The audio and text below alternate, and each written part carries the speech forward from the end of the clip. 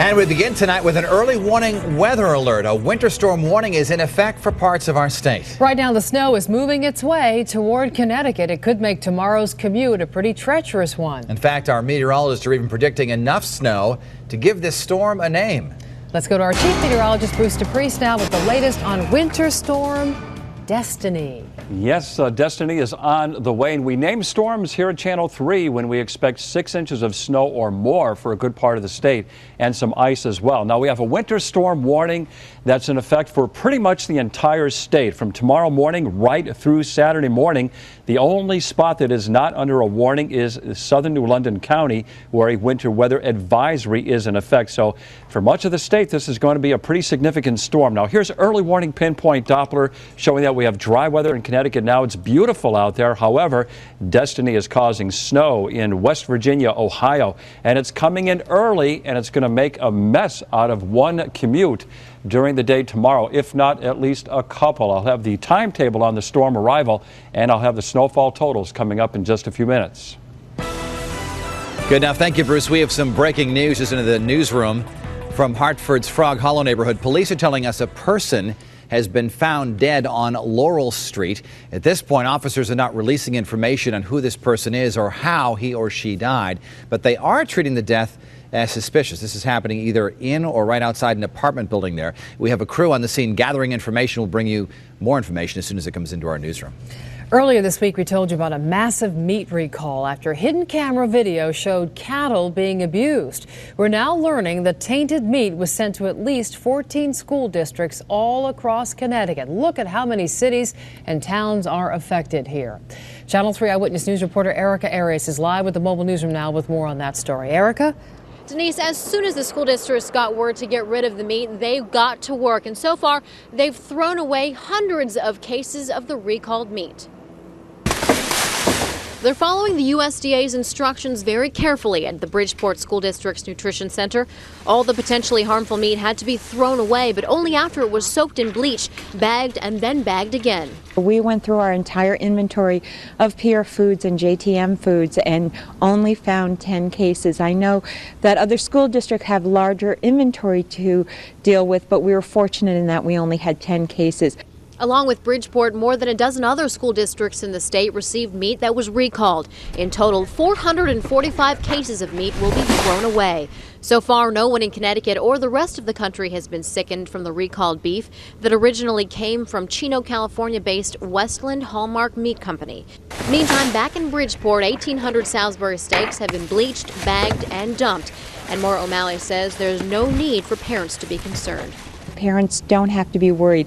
We serve 18,000 elementary-age children in Bridgeport daily, and the last thing we need is their parents worried about the food that their children are consuming.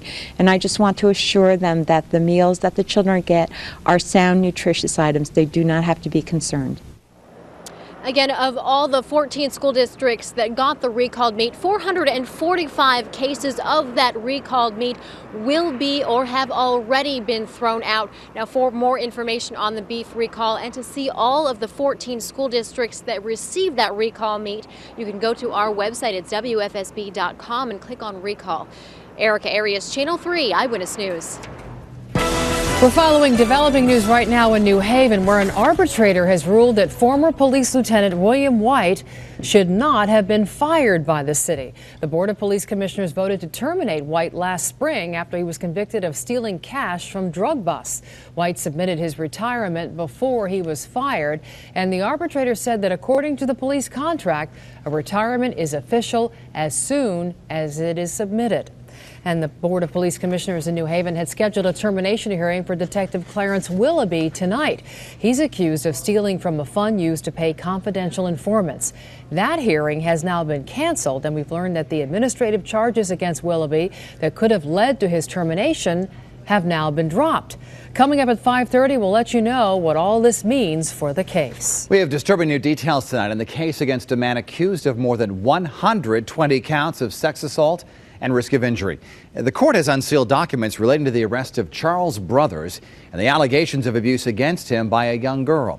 Channel 3 Eyewitness News reporter Len Besthoff is upstairs now with more. Len? Well, Dennis, this is a 7-page affidavit, and inside it says a man accused of more than 120 counts of sex assault and risk of injury to a child is free on bond today. What's also interesting about this is it says that police began their investigation into 31-year-old Charles Brothers after his alleged victim told her father about the abuse just after Christmas.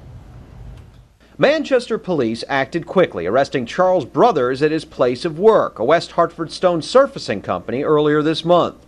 According to this now unsealed affidavit, the 31-year-old is accused of the sexual abuse of a girl that began during the summer-fall of 2004, when the victim was 11 to 12 years of age, and the abuse continued through early this winter. The court papers go on to say that routinely, Charles Brothers would bribe and beg her to perform sexual acts. It's just not Charlie Brothers. Brothers attorney Brian Wolf showed Eyewitness News 30-plus unsolicited letters sent to the court in support of his client. He also echoed what the affidavit says, that the girl's mother made it clear she had some doubts about her daughter telling the truth. This not only is a he and she said, there are no witnesses at all with respect to these allegations. Now, police say that Brothers has no prior criminal record in Connecticut. He's due back in court next month. Len Besthoff, Channel 3 Eyewitness News. Now, before we continue on to this next story, we must warn you that some of the details of it are very disturbing. 2 suspects faced a judge today, charged in the sexual assault of an infant and a teenager. And police say there could be more victims. Channel 3 Eyewitness News reporter Jessica Schneider was in court and has the story today. Both of these men are back behind bars. They're awaiting another court appearance in a pretrial hearing on March 18th. 39-year-old Harold Sperling and 29-year-old Jeffrey Brisson were both arrested at the end of January. Police stormed into this apartment to serve a warrant. It was there that authorities found a 3-month-old girl. She is alleged to be just one of the men's victims. Now both men are facing several sexual assault and child molestation charges. Police also say the men used the internet to promote their activities. In addition to the 3-month-old girl, police say a 14-year-old boy was also a victim, and there could be more. Harold Sperling is now being held on $2 million bond. Jeffrey Brisson is being held on $3 million bond, and both men will remain locked behind bars until their next court appearance here. That will be on March 18th for a pretrial hearing. With the mobile newsroom in New Britain, Jessica Schneider, Channel 3 Eyewitness News. We have new information now on that deadly fire in Guilford. A story you first saw as breaking news last night at 5. The woman who died in that fire died of smoke inhalation. That's according to the medical examiner. The woman's identity is not yet being released. The fire was at a group home for recovering addicts where she lived. Investigators still have not determined what caused the fire, but other residents told us it was sparked by a cigarette lit by the victim. Police in Waterbury are now offering a $10,000 reward for information on the disappearance of a city man. 24-year-old Thomas Paternostro hasn't been seen now for 3 weeks. His parents reported him missing on the 8th of this month, a day after his mother found his car parked at the end of their driveway on Kendall Circle with the engine running. And a woman from Killingworth accused of poisoning her baby nephew has been granted probation that could wipe her record clean. 41-year-old Nicole Berger has to complete 2 years probation, undergo psychological evaluation, and do some 75 hours of community service. Berger claimed she poisoned her nephew by accident. Toxicology tests found the 10-day-old baby came in contact with the same kind of pesticide that was on Berger's body. The baby has since recovered. Now, according to police, the baby's parents both believe Berger intentionally poisoned their son. A recent strong-armed robbery at the Amity Teen Center in Woodbridge has organizers boosting security there. Police arrested 2 men on Tuesday who they say forcibly took a money box from the place, stole about $1,300. Center was holding a band night and about 150 people were there. Well, now 2 additional panic buttons will be installed inside the building so people can call for help. Well, students in our state could soon be getting a break when it comes to college tuition. Under a new proposal, in-state students could defer tuition payments to in-state colleges until they graduate. Channel 3 Eyewitness News reporter Heather Hegedus is live now in our newsroom with the plan. Heather? And that's exactly right, Dennis. This is just a plan right now proposed by State Rep Tim O'Brien, but he says he hopes it gets the dialogue going at the Capitol about ways to help hardworking families make sure their children get a college education at one of our state schools. Central student Amanda Scholen-Mickey, one of 4 children of a Naugatuck electrician and nurse, will owe around $20,000 in student loans when she graduates in December. To help ease the burden on her family, Amanda works full-time at a mall store while also going to school full-time. 8 to 2, 8 to 3, 8 to 4. You work? I work and then usually have class from around 3:30 to 9 some nights. Do you think you could focus more on school if you didn't have to worry about paying for it as well? Definitely, yes. State Rep Tim O'Brien wants to make life easier for families like Amanda's with a plan to allow state school students to defer the full cost of tuition. We ought to be looking at a way of being able to say to students who are entering college in our state that if you're willing to go to college and stay a part of our state, that we're not going to hit you with a large tuition bill. Under Representative O'Brien's proposal, students wouldn't know any money until they graduate and leave campus. When they do, they would be asked to pay a portion of their income on a regular basis back to the state. But if they leave the state for any reason, then they would owe that money much sooner. Amanda says the plan, if passed, would really help out her younger sister, who will also go to state school in the fall. She will become the 4th child in the Scholen-Mickey family to go to a state school. It's a lot on my parents to pay off loans as they come in, so it's extra money out of their pocket that they don't have. Representative O'Brien says the Higher Education Committee won't be able to bring up the issue this session. He's been told they're too busy with other matters and it happens to be a short session. But O'Brien does hope to get the proposal out of the committee and onto the floor for a vote in the winter of 2009. In the meantime, he's trying to generate discussion about his plan and others. Heather Hegedus, Channel 3 Eyewitness News. The school day could get longer for some students in Torrington. School officials are considering whether to lengthen the school day to prepare students for the mastery and the CAP or CAP test. Under the proposal, struggling students would stay at school an extra hour 2 days a week from October to February, and that amounts to an extra 40 hours of school. A multi-vehicle crash caused traffic to back up for miles on Interstate 95 this afternoon. A truck and 3 cars crashed in the northbound lanes in West Haven between exits 43 and 44 about 2 hours ago. Traffic backed up for 3 miles while crews worked to clear the crash scene. The crash is clear and the highway is back open. Still ahead, all new at 5. The story that all the political pundits are talking about it today. The New York Times being criticized by John McCain for an article they wrote about a female lobbyist. The Times says it's true, and tonight, Connecticut Senator Joe Lieberman weighs in. Then this. A road in Harwinton is looking more like a garbage dump than a country road, and now the town has a plan to crack down on illegal dumpers. We'll tell you about it coming up.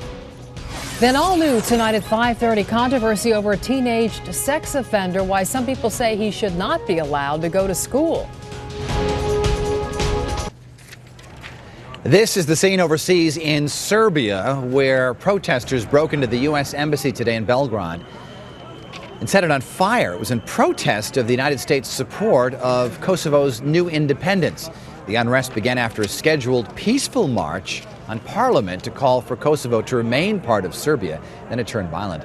The embassy was closed at the time. There is no reports of any Americans being injured. A falling spy satellite has been blown to bits. Late last night, a missile launched from a Navy cruiser smashed into the satellite. You got the news on Channel 3 Eyewitness News at 11 last night when it happened. Now the military is watching the debris as it falls over the Atlantic and the Pacific Oceans. Officials are sure the missile hit the target, the satellite's fuel tank dead on. Mission accomplished on the first try. The military says it's unlikely but not impossible that the falling debris will pose any danger when it hits Earth. Well, tonight, Arizona Senator John McCain is taking on the New York Times for a story it published suggesting he had a relationship with another woman. As Channel 3's Susan Roberts tells us, McCain found some unlikely supporters as he disputed their claim. Cindy McCain was at her husband's side as he denied having a romantic relationship with a Washington lobbyist. It's not true. The New York Times pointed at 40-year-old Vicky Eisman and quoted unnamed sources saying that Eisman spent so much time around the senator during his first presidential race that they started to suspect something was going on. Sources told the Times that McCain's advisors asked Eisman to back off, and they warned him about the appearance of favoring her clients. At no time have I ever done anything that would betray the public trust, and I do notice with some interest that it's, quote, former aides, that this whole story is based on anonymous sources. McCain stayed composed and smiled several times as he took questions from the media. At one point, his wife stepped forward to say she trusts her husband. He's a man of great character, and I'm very, very disappointed in the New York Times. Conservatives have been suspicious of McCain, but now the report has rallied them to his defense. In this sense, John McCain politically benefits because, in the old saying, the enemy of my enemy is my friend. McCain's Republican rival, Mike Huckabee, is steering clear. You know, I've campaigned now on the same stage and platform as John McCain for 14 months. I only know him to be a man of integrity. Integrity has been a buzzword of the McCain campaign, and while the report is not expected to derail his nomination, he does call it a disappointment and a distraction. Susan Roberts, Channel 3 Eyewitness News. And today, during a taping of Face the State, Connecticut Senator Joe Lieberman weighed in on this, calling it a smear job by a newspaper he says isn't what it used to be. Times article about John McCain raises a lot more questions about the ethics of the New York Times than it does about the ethics of John McCain. I mean, these people in this presumably great American newspaper puked up a rumor from 9 years ago.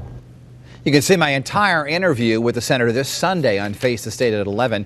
Also, I speak with the Democrat challenging Representative Chris Shays in the upcoming election. That's this Sunday at 11. It's showdown time in Texas tonight as the Democratic presidential hopefuls face off in a debate in Austin. And there's a lot at stake for both Hillary Clinton and Barack Obama. Voters in this delegate-rich states of Texas and Ohio head to the polls in just over a week. Obama leads Clinton in the delegate count and has won 11 straight contests. The debate starts in just a couple of hours at 8 o'clock. Now, Channel 3 Early Warning Weather. Powered by Early Warning Pinpoint Doppler. Tracking weather in your town and everywhere in Connecticut.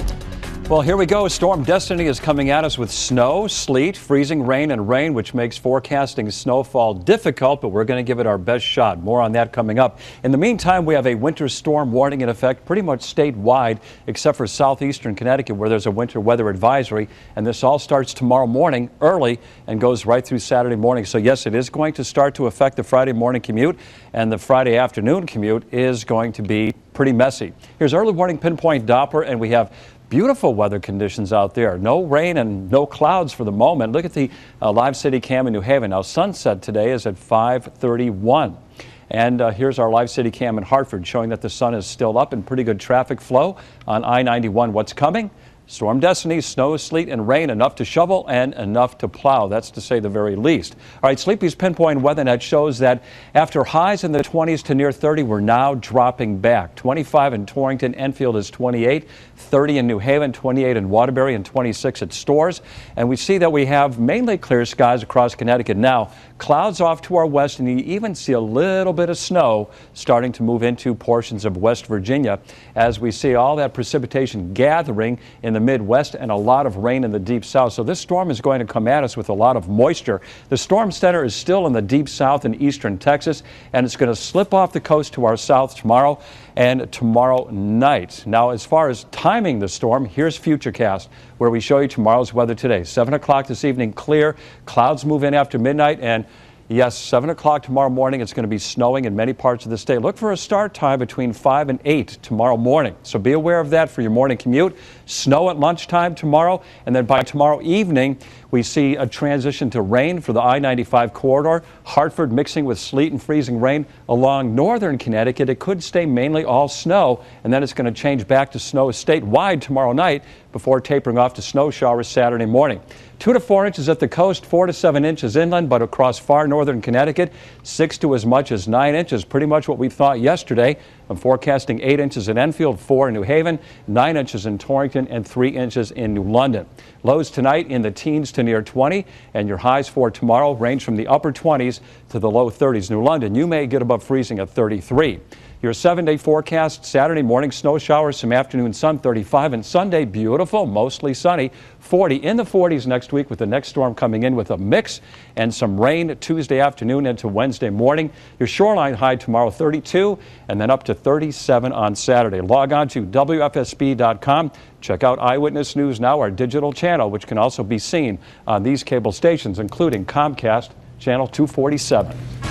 Thank you, Bruce. Still ahead, all new at 5 tonight. It's the peak week for cases of the flu. We'll tell you about the bug that's going around and how makers of the flu vaccine are planning to keep you better protected next year. Then all new at 5:30, a New Haven police officer accused of stealing money has his day before the police commission.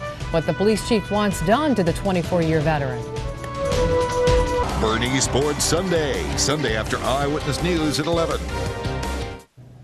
The peak of the flu season is here. Doctors statewide are seeing more and more cases of the flu. Today, Eyewitness News talked with Dr. A.J. Smalley from Hartford Hospital, and he says the rise in flu cases is a result of a new strain against which this year's vaccine is not as effective. He also said if you feel like you might be getting the flu, you need to act quickly. If you feel you might have the flu, if you all of a sudden come down with a high fever, you're aching all over, generally some sore throat and cough, runny nose, those type of symptoms, you should call your doctor immediately. You can't really wait 2 or 3 days to see if it gets better, because beyond 48 hours the medicine doesn't work. Dr. Smalley says drinking fluids, taking Motrin or Tylenol for fever, and getting rest will also help fight the flu. According to a new British study, children who consume less salt tend to drink fewer calorie-filled sodas. Researchers say this could reduce a child's risk for obesity, high blood pressure, heart attacks, and strokes later on in life. The study was published in this week's American Heart Association Journal. Well, a strong north earthquake has hit northeastern Nevada right near the Utah line. The quake, believed to be about magnitude 6.3, was reported just after 6 o'clock this morning. You are looking at the town of Wells, Nevada. It's a sparsely populated area, but apparently there's been some damage. You can see some historic buildings, the facades have apparently just fallen right off. At least one building has collapsed altogether, and a truck stop was forced to evacuate. The earthquake was felt all across eastern Nevada, Utah, and really as far away as Southern California. Someone may be watching you. A local town wants to put up cameras to curb people from dumping trash. Then all new at 5:30. A registered sex offender is also a 15-year-old high school student. Coming up, we'll tell you what this high school is doing to make sure students are safe. People who think they can get rid of their trash for free in Harwinton may soon find out that someone is watching them. The town is thinking about installing cameras in hopes of stopping illegal dumping on a quiet back road. Channel 3 Eyewitness News reporter Eric Parker has more. It seems there's trash everywhere along Perkins Hill Road in Harwinton. Beds, appliances, mattresses, you name it, and insulation, whatever, household debris. Now the First Selectman is proposing a plan that would put cameras in place along the road in hopes of people thinking twice if they thought they were being watched. I think we need the cameras to see if we can catch license plates and, arrest these people for doing that. And at the very least, maybe people will know the cameras are there and just stop. Right. Hopefully that will happen, yeah. The town thinks the illegal dumping problem is based, at least in part, on the road itself. There's no houses out here, no streetlights, no nothing. They say that makes people think they can come dump their trash and get away unnoticed. Nobody's down there. They probably do it at night. And every couple of months or so, we have to go down there and haul it out truckloads. The cameras aren't cheap. They could run $5,000 or more. There are some other ideas, like installing lights or even closing the cut-through road down altogether. And I'm sure it's only a few bad apples, but I don't know. I don't know the mentality of people that do this kind of stuff. He might not know their mentality, but he hopes soon to know their identity. In Harwinton, Eric Parker, Channel 3, Eyewitness News.